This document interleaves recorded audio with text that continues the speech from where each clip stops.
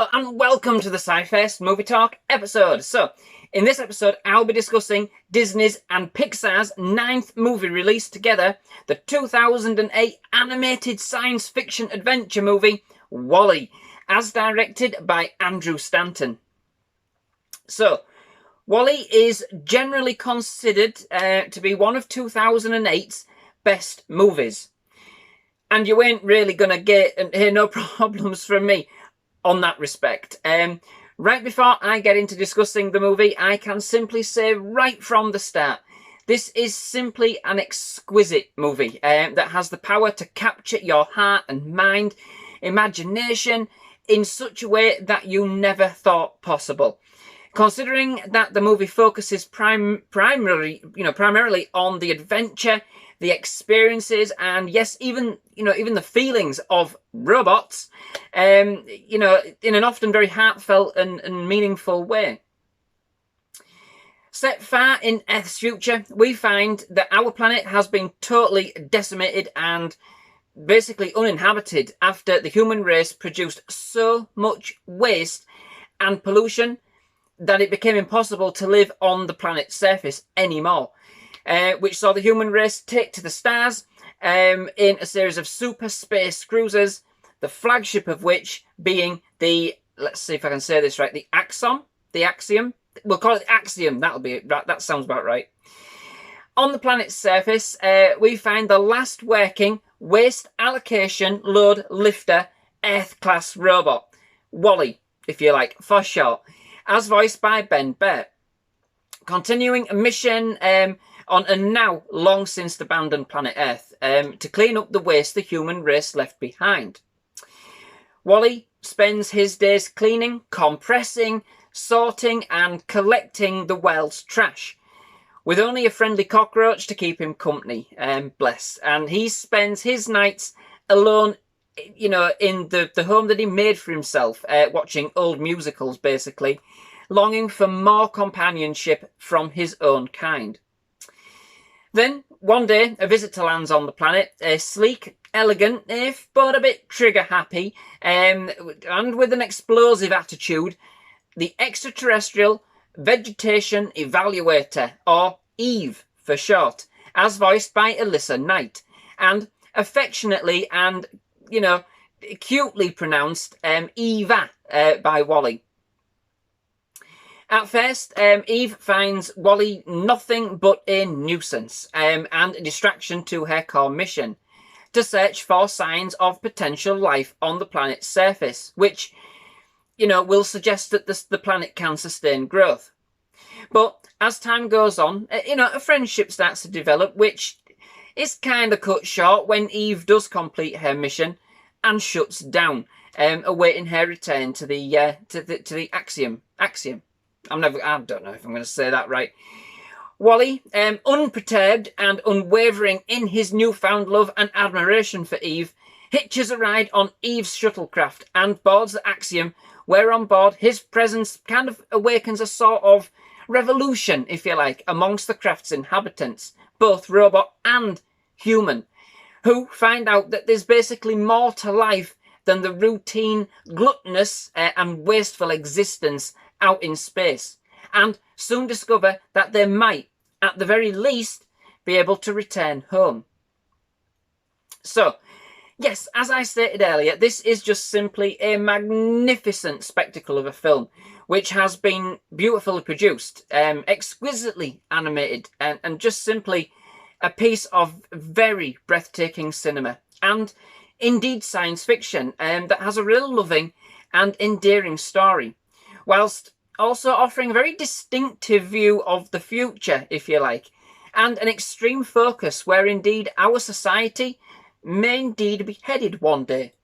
And in that, I don't necessarily mean living in a luxurious spacecraft on the edge of the galaxy. I mean living in filth. Pixar are here with one of their very best, doing what they do so very well, making us believe, no, love, feel and care about characters that aren't human.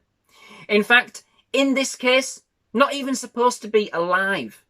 But this has never stopped them before, of course, and this film carries all of their trademark styles, which make you fall in love with these characters yourself right from the very onset. You know, leave it to Pixar to give us something beautiful and romantic with robots. Now, the film is kind of split into two distinct halves. Both fantastic, but each kind of play to a different kind of film, I feel, all told. And if I'm honest, the first half of the film was better than the second, with the first kind of, to me, you know, with the first kind of offering a kind of a lovely piece of dystopian science fiction. The movie is just kind of exceptionally animated, but in the first half, you literally forget you're watching an animation for the most part. The scenes on Earth involving Wally are by far the best and most powerful in the movie. As Wally travels into space, these scenes are still stunning, don't get me wrong, but the Earth scenes have a pull all of their own and a distinct uniqueness, if you like, to them that the scenes set in space don't. When Wally reaches the Axiom, we get more of kind of the, yeah, I would say the run-of-the-mill kind of storytelling, and the dystopian feel makes way for kind of a more light-hearted play on space travel, and kind of starts to feature more characters and an array of robots, which, for me, whilst still very entertaining, give the film a kind of a more cartoonish quality that it hadn't really had up to that point. And indeed, as we are kind of introduced to the humans, kind of the lifelike qualities of the cinematography are kind of lost, as the movie does play for more entertainment value, shall we say. Which isn't a bad thing, don't get me wrong, that's not what I am trying to say at all. I'm just trying to point out that the film does have somewhat of a distinct shift in focus and style as it progresses. I think it does actually work very well together. There are quite a few plot holes in the movie which don't always make sense and in keeping with known science, shall we say. Or indeed, in the event of the robots kind of becoming sentient. You know, we know that Wally has done so himself on Earth, which is nothing short of a miracle. Against all of the odds, he has survived. But on the Axiom, the movie does kind of degrade a little bit when all of the robots appear to be sentient, which does kind of diminish that aspect of Wally that we had kind of come to admire.